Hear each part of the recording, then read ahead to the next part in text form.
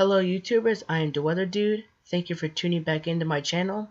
Without further ado, let's get started on my presentation for today.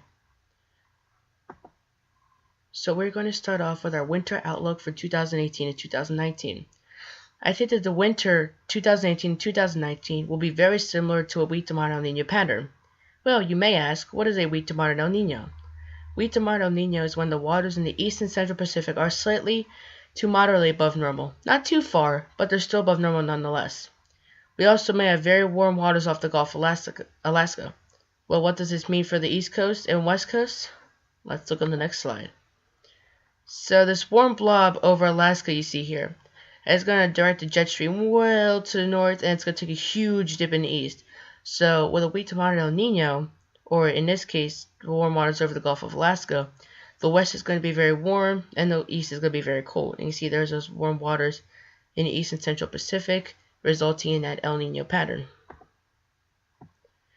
So here's the Climate Prediction Center's latest outlook released November 15th for the temperatures. Hasn't changed much except the East Coast, and a lot more of the Southeast and Mid-Atlantic is now on equal chances. The above normal temperatures have kind of been pushed a little bit farther to the north and west, with Alaska also being well above normal, which I do agree with. And in precipitation, I also agree with. If you look, the south is wet. That is generally what we see in El Niño due to that subtropical jet stream. And the Midwest is dry. That is very typical for an El Niño pattern. So this is ABC2, and as you can see, what is an El Niño? We see these weaker trade winds, resulting in warmer eastern and central Pacific ocean water.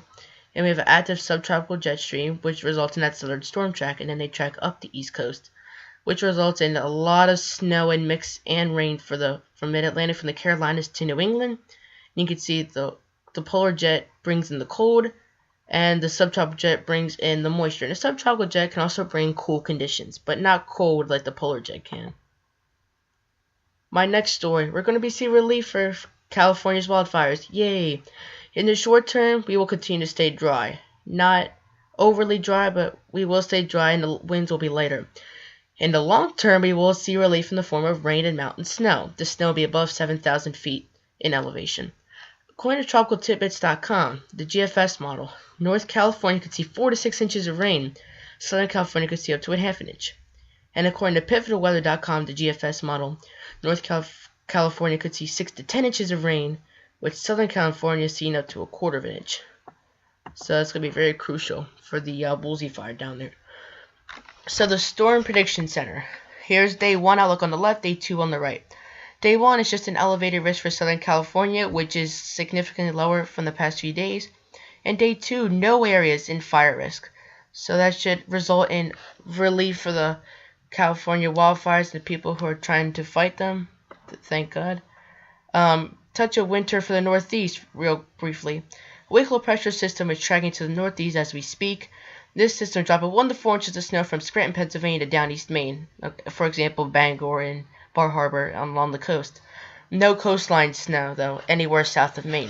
South of these areas, we'll see all rain and drizzle. You can see the weather.gov, National Weather Service. See, there's the winter weather advisories for the Northeast and New England, and a few scattered winter weather advisories for the Great Lakes. And then the smoke and the rain and mountain snow will continue for the west as we speak. If you look at the GFS model real quick, for the next 5 days, you can see over here in California 2, 3, 4, even 5 inches of rain, and that's where the campfire is. But you can see Southern California barely 0.2 of an inch, and the east will be relatively wet, but not overly wet. If we look at the 1 week outlook, that was 5 days. So if we look at 7 days, it looks to be the same. So most of our rain will come in the next 5 days. Pivotal weather. Whoa, they're going all out with this. Northwest California could see 7, 10 inches of rain in extreme Northwest California. Around the campfire, you could see 5 inches. Southern California, really nothing at all.